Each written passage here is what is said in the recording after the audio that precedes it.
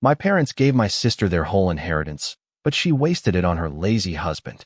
Now they expect me to take care of them in exchange for a piece of what's left. Can you imagine spending your entire life as the overlooked child, always second best, only to have your parents suddenly declare you their favorite, but only because their golden child finally disappointed them? What they didn't realize was that their attempt to bribe me into servitude would backfire spectacularly, forcing them to confront the very favoritism that had defined my life. My name is Mason, and for most of my life, I was the other child. My older sister, Emily, was their little princess, adored and seemingly incapable of doing wrong. Their world revolved around her. Every minor accomplishment, every smile, met with admiration and praise. Me? I was the oldest, and if I needed something, it came only after Emily's needs were met. If I had an issue, it was rarely addressed. I often felt like an afterthought. Emily and I never had any bad blood. I genuinely liked her, and despite everything, I never felt resentment towards her. I knew in families like ours, jealousy or bitterness often festers, but I never saw her as an enemy. She was just my little sister. Of course, there were moments when I wished things were different. I wished I wasn't always pushed to the sidelines, putting my needs and feelings second. But I also knew Emily wasn't to blame. She didn't choose to be the favorite, and I didn't choose to be overlooked. Let me give you some examples of how much my parents preferred Emily over me. Every year for her birthday, we'd go to Disneyland. A full day of fun, excitement, lasting memories. For my birthday, no big trips, no extravagant gifts. Just dinner at a nearby restaurant. The difference was stark. Emily's birthday was a celebration. Mine felt like a chore. When it came to extracurriculars, Emily always came first. They only had enough money for one child's after-school activities, so ballet for her, not tennis for me. The frustrating part was, I was actually quite good at tennis, had potential. But my parents told me to focus on my studies instead of what they considered a game. In reality, they just didn't want to invest in me. Emily was never an outstanding student. She never earned a grade higher than AB. But it didn't matter.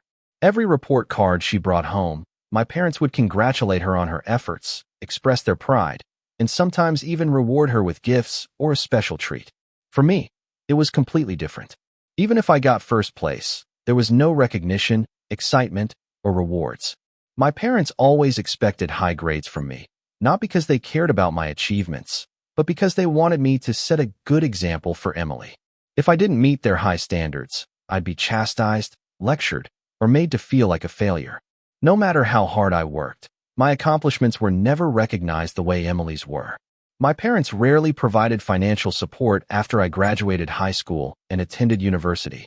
I was expected to take out student loans and figure things out on my own because they assumed I was self-sufficient and responsible enough to handle everything.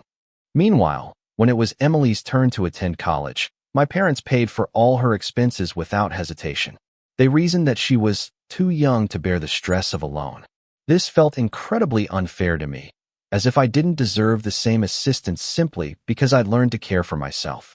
It was frustrating, but I had come to accept that this was the way things were in our family. Emily got a brand new car the moment she turned 19. My parents proudly handed her the keys. She didn't have to ask, beg, or prove she needed it. It was simply given to her, no questions asked. Meanwhile, when I needed a car for a part-time job in college, I had to ask my mother several times before she agreed to let me borrow her old, beat-up vehicle. It wasn't in perfect condition, but I was glad to have anything at all. The problem was, the car was constantly breaking down. Some days I'd be stuck on the side of the road, desperately trying to get it to restart. When I asked my parents for help with repairs, they declined. My father would tell me that if I wanted to drive, I needed to figure it out on my own. So, whenever my car broke down, I was forced to take the bus to work, no matter how inconvenient. Whether it was freezing cold, pouring rain, or oppressively hot, I had to forge my own path. My parents didn't seem to care how difficult things were for me. When my maternal elderly relatives died, my mother inherited everything they had left behind. It was a significant amount, and while I hadn't expected to receive any of it, I was also unprepared for what came next. Instead of spending the money on something meaningful for the whole family, she chose to go on a special trip just for herself and Emily. I wasn't even informed about it. I didn't realize they were going until I saw Emily's social media updates. She had shared photos of herself and her mother eating fancy dinners and staying in a luxurious resort. I was surprised and asked my sister where it was. She left me on read. Seeing those posts hurt in ways I can't describe.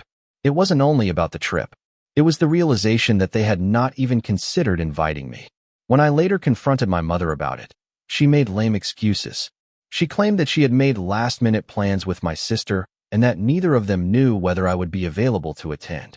Mom also admitted that she has always felt more connected to Emily than to me because my sister was more like her, and she didn't expect me to mind as much.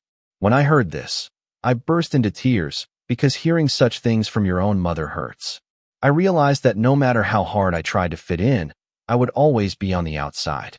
My parents were overjoyed when Emily graduated from college. They treated it as if she had done something unprecedented in our family.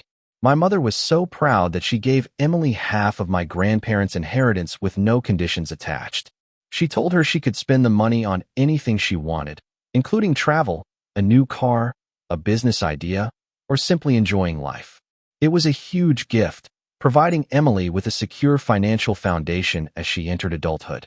Meanwhile, I got nothing. I didn't expect half of the inheritance, but being completely overlooked once more was a slap in the face. I had worked hard, supported myself through college with minimal assistance, and never asked for much. However, my mother believed that I did not deserve any help. When I dared to question why Emily was given so much while I was given so little, my parents dismissed me. They told me that as the oldest, I was expected to be independent, strong, and self-sufficient, rather than relying on handouts. My father tried to make it sound like a compliment, saying that he believed in me and that I didn't need their help because I was capable of succeeding on my own. However, Emily did not appear to share this belief. She was always viewed as the one who required additional assistance, the one who needed to be protected and provided for. It was frustrating and disheartening that while I was always expected to figure things out on my own, Emily was given everything on a silver platter. Despite everything, I've tried not to harbor resentment toward my parents for how they treated me. I have also tried not to resent Emily. As much as I adore her, I can't ignore the fact that she has never truly stood up for me. She's never admitted how unfair things have been, never informed our parents that what they were doing was wrong. Part of me wishes she had spoken up and told them I deserved better, but she never did. She always accepted their generosity without question, never considering how I felt when I was left behind. And that has been the most difficult part for me to overcome. Anyway, because my parents had always delegated everything to Emily, conflicts between them began to emerge over time. Despite the money they had given her, Emily chose to return home after college. She explained that she wanted to save more money. However, it appeared that she preferred to rely on our parents rather than be independent. At first, my parents did not appear to mind. They had always coddled her, so having her back home was probably comforting to them. However, the situation gradually became too much for them. Emily wasn't just living with them. She relied completely on them for everything. She would insist that Dad buy expensive groceries regardless of how much they cost or whether they were within the household budget. She never contributed to any expenses, never offered to help with bills, and always acted as if their money was hers to spend however she wanted. In addition, she expected her mother to continue to care for her as if she were a child. She refused to do her own laundry and instead relied on her mother. She did no housework, never cooked or cleaned, and treated the house as if it were her personal hotel. The same parents who had previously given her everything without hesitation were now feeling the consequences of their own actions and complaining. My parents didn't mind at first, just as they had no problem giving Emily whatever she desired. They had spent years making sure she never had to struggle, so having her live at home rent-free and relying on them for everything felt natural to them. However, as they got older, things started to change. They didn't have as much energy as before. They began to expect Emily to step up, even if it meant taking on minor responsibilities. That's when the fight started between them. Emily would get upset whenever they asked her to help with groceries, pay for something, or even do simple household chores.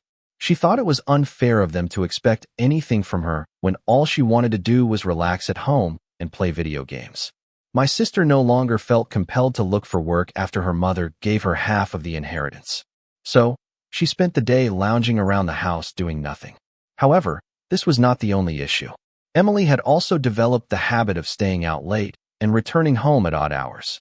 My parents would wait up for her, worried, but she didn't care. She was living her life on her own terms without regard for how it affected others. My parents, who had always made excuses for her, were now dealing with the consequences of their actions. They had spent years giving her everything and shielding her from consequences.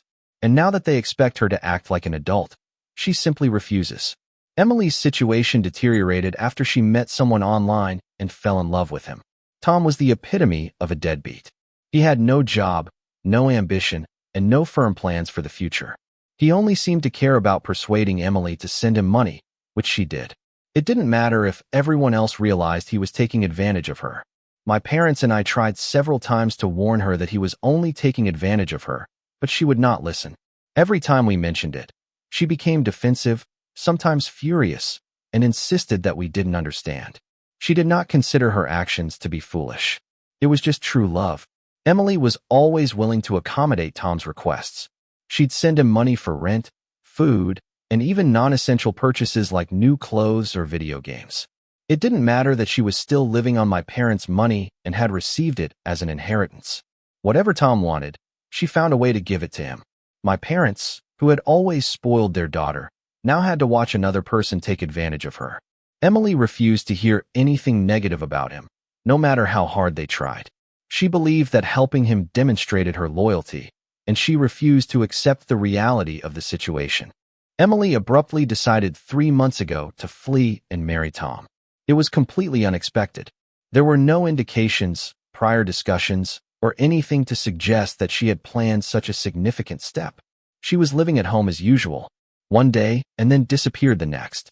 She didn't even tell our parents until afterward. We only found out when she video called us from her honeymoon. She proudly announced that she and her new husband Tom planned to travel the world and fund their grand adventure. They intended to use my sister's inheritance or what remained of it. This was the same money that my parents had assumed she would use for something responsible like a house or a secure future. Instead, she intended to spend it on her absentee husband. As you might expect, my parents were furious. Mom was particularly upset. She thought she knew her daughter better than anyone. For years, my parents had favored her, giving her whatever she wanted. And now, in their eyes, she had abandoned everything for a man she hardly knew. Things have not been the same since. My parents, who once went above and beyond for Emily, have now realized the consequences of their actions. They have reduced all communication with her. Now that my sister is no longer their favorite, I've noticed a shift in how my parents treat me. It's as if they've suddenly checked in on me, want to go out to lunch with me, and are attempting to include me in activities they've never been interested in before. My mother, who used to barely acknowledge my presence unless she needed something, now calls just to talk. She has suddenly begun calling me whenever she wishes to go shopping. For years, I'd seen her and Emily go shopping while I was excluded. She now acts as if including me is normal, as if we have always had this type of relationship. My father also calls frequently to check on my work, health, and whether I need anything. Family dinners have also changed. Previously, they would make plans without considering my availability.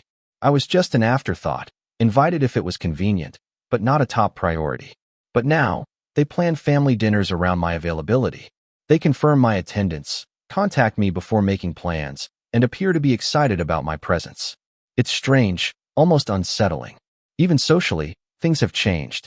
They expect me to accompany them to any weddings or family gatherings where they are invited. It will be great to have you there, they say, as if they have always been concerned about my presence. Meanwhile, whenever Emily was present, they never asked if I wanted to leave. It's as if they've decided to make me a replacement for my sister.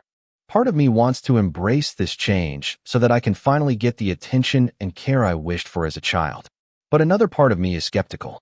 Was this simply a matter of convenience, as Emily was no longer available to be their ideal daughter? But unlike Emily, they expect me to work for them. For example, when my father became ill, my mother was unable to help him much due to a bad back. They suddenly expected me to step in and care for him without asking any questions. When my father was in the hospital, they encouraged me to visit him as frequently as possible, almost as if it was my responsibility to be there every day. They expected me to drop everything and focus on them, something they never asked Emily to do when she was the one they cared about. Then over Christmas, my parents sat me down for what appeared to be a serious discussion. They informed me that they had decided to give me a portion of the inheritance my mother had received from her elderly relatives, but had previously decided not to pass down to me. Keep in mind that my mother had already given half to my sister. So, she decided to share some of what was left with me.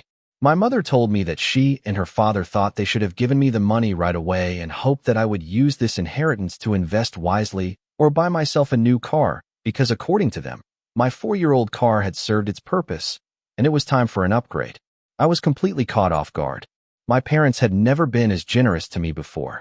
For years, Emily had received expensive gifts and financial assistance, while I had been told to be self-sufficient and care for myself. I was understandably suspicious. When I looked at them and asked, "Why are you suddenly being so nice to me?" they revealed the truth. My parents sighed and admitted that they had learned their lesson after what had happened to Emily. My father went on to say that they could never trust her again because she had willingly spent all of her money to run off and marry a deadbeat. Instead of giving her more money, which she would undoubtedly waste, they chose to give it to me because they trusted I would use it responsibly. Mom looked at me and told me that in exchange for their generosity, all they wanted was for me to be their temporary favorite child. She said it casually, as if it were a perfectly normal thing to say. According to her, this meant that I should listen to them, be there for them, and look after them now that they were older and had no one else to turn to. Dad chimed in, saying he had always known I was the more responsible one, and he had high hopes for me, that I would not let them down like Emily had. I sat there staring at them, attempting to process what I had just heard. Hearing them say this confirmed what I had suspected. This was not love. This was not appreciation. This felt like they were attempting to bribe me into taking care of them. They'd lost Emily, their golden child. So now they wanted me not only to replace her, but also to cater to their needs. Their motivation for giving me money was not to make amends for how they had treated me previously. It wasn't because they regretted having ignored me all these years. No, they needed something from me right now. They offered me these gifts with strings attached. They expected something in return, my obedience, presence, and care. They didn't appreciate me as a person. It was about creating a safety net for themselves now that Emily was no longer present. At that moment, I realized something painful. My parents never really changed. They did not suddenly wake up and recognize my worth. They simply shifted their preferences because Emily had let them down. And now I was just their backup plan. Now I could have refused the money. I certainly could have protested. I could have called them out on their hypocrisy, pointed out how they had ignored me for years, and expressed my true feelings, but I didn't because there was no point. It wasn't as if they'd suddenly realized their error and apologize.